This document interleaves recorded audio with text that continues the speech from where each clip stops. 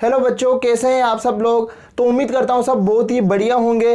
और पिछली जो वीडियो थी मैंने आपको उसमें आवेश का पूरा ज्ञान दिया था। वो वीडियो अगर आपने अभी तक नहीं देखी है तो ऊपर आई बटन पे मैं लिंक दे दूंगा या डिस्क्रिप्शन बॉक्स में भी आपको लिंक मिल जाएगा। आप जाकर पहले उस वीडियो को देख लीजिए ताकि ये वीडियो आपको बहुत ही अच्छे से समझ में आए। और इससे पहले की जो वीडियो थी उसमें मैंने आपको कूलाम के नियम को बता दिया था, जहाँ पर आपने देखा था कि कूलाम का नियम बराबर मतलब F बराबर K Q1 Q2 बटे R स्क्वायर। ठीक है, ये कूलाम का नियम अपन ने पिछली वीडियो में देखा था। और इस वीडियो में अपन देखेंगे कूलाम के नियम का सदिश रूप। तो यहाँ पर आपको ये चीज़ ध्यान रखनी चाहिए, अगर आप क्लास 12th के स्टूडेंट हैं तो कूलाम का जो नियम है वो काफ़ी बार आपके बोर्ड एग्जामिनेशन में पूछा जाता है। और उससे भी ज़्यादा इंपॉर्टेंट है कि सदिश जो कूलाम का नियम है, कूलाम के नियम का सदिश रूप जो है वो आपके बोर्ड एग्जाम में ज़्यादा बार पूछा गया है अगर अपन उसका कंपेयर करें नॉर्मल कूलाम के नियम से। तो ये सूत्र आपके बहुत ही कम आता है, बाकी जो बोर्ड एग्जामिनर है वो अधिकांश बार कूलाम के नियम का सदिश रूप देखता है। तो अपन उसी को आज इस वीडियो में देखेंगे। तो इस वीडियो को आप अंत तक देखेंगे क्योंकि आपके बोर्ड एग्जाम के हिसाब से बहुत ही इंपॉर्टेंट और रिलेवेंट टॉपिक है, साथ में बहुत ही अच्छे से समझाया जाएगा। तो आप वीडियो को अंत तक जरूर देखें। तो अपन इस वीडियो में बात करेंगे वो है कूलाम का नियम, ठीक है, वो भी सदिश रूप में, सदिश रूप में।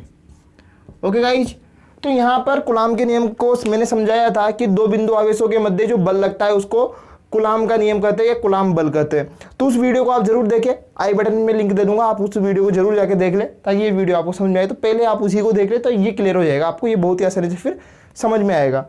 तो यहाँ पर मैंने आपको उस जो पिछली वीडियो उसमें ये बताया था कि अगर मान लीजिए दो आवेश हैं, एक Q1 है एक Q2 है, इन पर एक बल कार्य करता है जिसको अपन बोलते हैं कूलाम का बल। ये एक दूसरे पर बल लगाते हैं उसको कूलाम का नियम बोलते हैं या कूलाम का बल बोलते हैं। बट यहाँ पर एक चीज अभी भी मिसिंग है, वो है कि बल किस दिशा में लगेगा, और इस दिशा को बताता है उसको बोलते हैं अपन कूलाम नियम का सदिश रूप।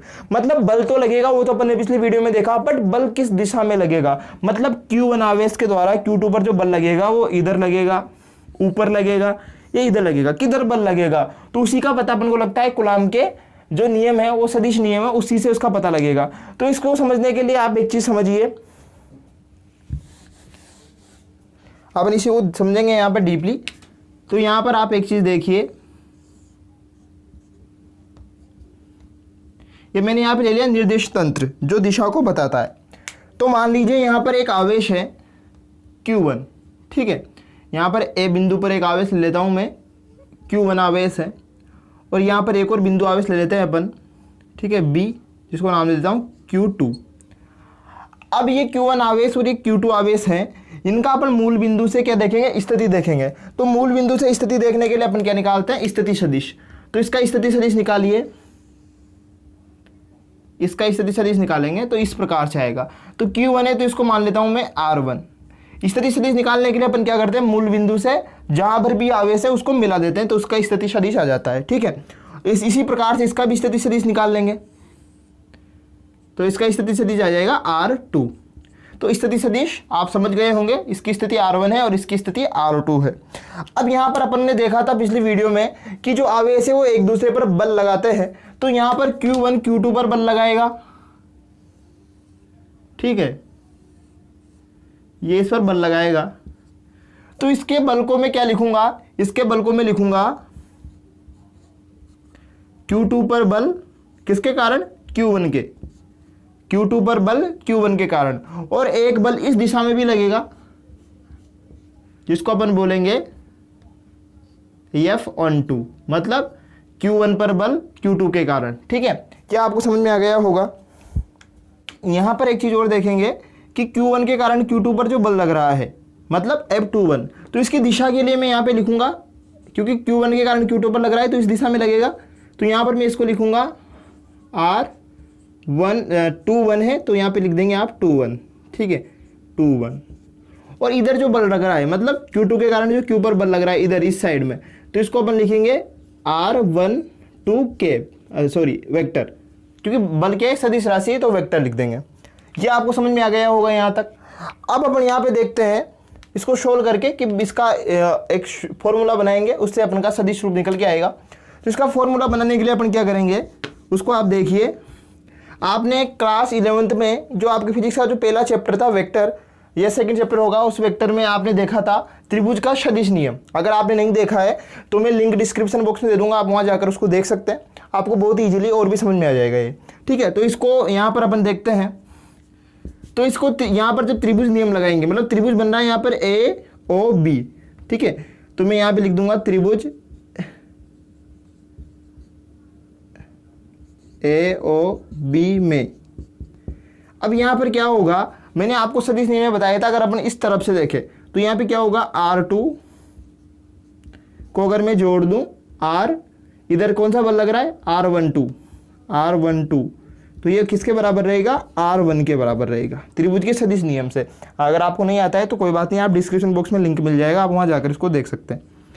R12 तो यहाँ पे क्या हो जाएगा, R1 माइनस R2, ठीक है गाइज। ये आपको समझ में आ गया होगा। इसको इधर भेज देंगे तो ये माइनस का हो जाएगा। यहाँ पर आप एक चीज़ थोड़ा सा इस पसीने को थोड़ा सा इग्नोर करेंगे, क्योंकि यहाँ पर क्या है ना, मेरे पास एसी अवेलेबल नहीं है, ओनली कूलर और पंखा है। तो कूलर और पंखे को अगर अपन ऑन करते हैं तो उससे क्या होता है, आपको डिस्टर्बेंस होगा, वॉइस वगैरह आएगी। तो मेरी जो वॉइस है वो बिल्कुल क्लियरली आप तक नहीं पहुँचेगी। तो यहाँ पर उसकी प्रॉब्लम की वजह से मैं यहाँ पर ना तो कूलर ऑन कर सकता हूँ ना फैन ऑन कर सकता हूँ। तो क्या हो रहा है कि मेरे अभी गर्मी बहुत ज़्यादा है आज, तो थोड़ा सा फेस पे बहुत ज़्यादा पसीना आ रहा है। हालांकि मैं कोशिश कर रहा हूँ बार बार इसको पूछ लेता हूँ, लेकिन फिर भी ये आ ही रहा है। तो फिर मैंने सोचा चलो इसको इग्नोर ही करते हैं। और आपको भी यहाँ पर एक चीज़ रिक्वेस्ट करूँगा मैं कि इसको थोड़ा सा इग्नोर कर दे, आपके लिए ये इंपॉर्टेंट है। तो ये ठीक है, आप समझ चुके होंगे। तो यहाँ पर अपन देखते हैं, ये हो गया। इसी तरीके से अगर मैं जो आपका त्रिभुज का सदिश नियम है इस पर लगाए, तो इधर से R1 को अगर मैं जोड़ूँ R21 में तो क्या आएगा, R2 आएगा। तो यहाँ पे मैं जोड़ देता हूँ, R1 को अगर मैं जोड़ूँ R21 वेक्टर, तो यहाँ पे क्या आएगा, R2 वेक्टर आएगा। तो R21 वेक्टर बराबर क्या हो जाएगा, R2 माइनस R1 वेक्टर, ठीक है। तो ये आपको समझ में आ गया होगा, सिंपल कॉन्सेप्ट है, 11th क्लास में आप पढ़ के आए हैं। अगर आपको थोड़ा प्रॉब्लम हो रहा है तो कोई दिक्कत नहीं है, आप जो वीडियो में डिस्क्रिप्शन बॉक्स में लिंक दूंगा, आप उसको जा करके देख लेंगे तो आपको बहुत ही अच्छे से समझ में आएगा। तो अब बात करते हैं कि Q1 के कारण Q2 पर कितना बल लग रहा है और किस दिशा में लग रहा है, इसको अपन निकालेंगे। ये आपको समझ में आ गया होगा। अगर नहीं आया है तो कोई बात नहीं, आप जो एक वीडियो का लिंक मैं आपको डिस्क्रिप्शन बॉक्स में दूंगा, आप वहाँ जाकर उस वीडियो को जरूर से देख ले, तो आपको ये बहुत ही क्लियरली समझ में आ जाएगा। तो अब अपन बात करते हैं F21 की। F21 क्या है, Q1 के कारण Q2 पर लगाया गया बल। तो ये मैंने आपको पिछली जो वीडियो थी उसमें एक फॉर्मूला दिया था कूलाम के नियम का, जो क्या था, K Q1 Q2 बटे R², ठीक है। लेकिन यहाँ पर दोनों के बीच की दूरी कितनी है, यहाँ पर R21, तो यहाँ पर अपन लेंगे R21 का स्क्वायर, ठीक है। और किस दिशा में बल लगेगा, उस दिशा को दर्शाने के लिए अपन लेंगे R⁵21, ठीक है, R⁵21। अच्छा, ये R⁵ यहाँ पे क्या है, आप इसको समझिए। यहाँ पर ये अपन ने लिया R21, ये क्या है, ये सदिश है, किसकी दिशा को दिखा रहा है, 1 के कारण 2 पर जो बल, इस तरफ जो बल लग रहा है उसकी दिशा को क्या दिखा रहा है, R वेक्टर। तो R21 वेक्टर है। अगर R21 वेक्टर का मान निकालना चाहे तो कैसे निकालेंगे, अपन को क्या करना पड़ेगा, इसके लिए आप ध्यान रखेंगे कि अगर मैं इसमें R21 का भाग दे दूं, किसका भाग दे दूं, R21 का, तो ये होगा R⁵ के बराबर, मतलब इसको बोलते हैं एकांक सदिश। अगर इसी R21 वेक्टर में अगर R21 परिणाम का भाग दे दूं तो R21 आएगा, इसको बोलते हैं एकांक सदिश। तो ये तो बहुत ही सिंपल चीज़ है, ठीक है। तो आप यहाँ पे ध्यान देंगे K Q1 Q2 बटे R21 का स्क्वायर, R21। अब यहाँ पर आप इसको देखिए, आगे और करते हैं अपन इसको सोल्व। K Q1 Q2, ठीक है, R21 स्क्वायर। तो R21 स्क्वायर को ऐसे कैसे मैं लिख देता हूँ, मैं इस केप को क्या लिख सकता हूँ, जो भी मैंने बताया आपको, R21, ठीक है, R21 वेक्टर बटे R21, ये मैं इसको लिख सकता हूँ। तो ये इससे गुणा हो जाएगा, तो गुणा होगा तो क्या आएगा, K Q1 Q2 बटे R21 गुणा होते ही यहाँ पे स्क्वायर था तो क्यूब हो जाएगा, R21 क्यूब, ठीक है। और यहाँ पर बचेगा R⁵21। अब यहाँ पर आप देखिए R21 का अपन ने वैल्यू पता है अपन को क्या है, R21 की वैल्यू आप देख सकते हैं R2 माइनस R1। तो मैं यहाँ पर वैल्यू पुट कर दूंगा, तो K Q1 Q2 बटे यहाँ पर क्या हो जाएगा R2 माइनस R1, ठीक है।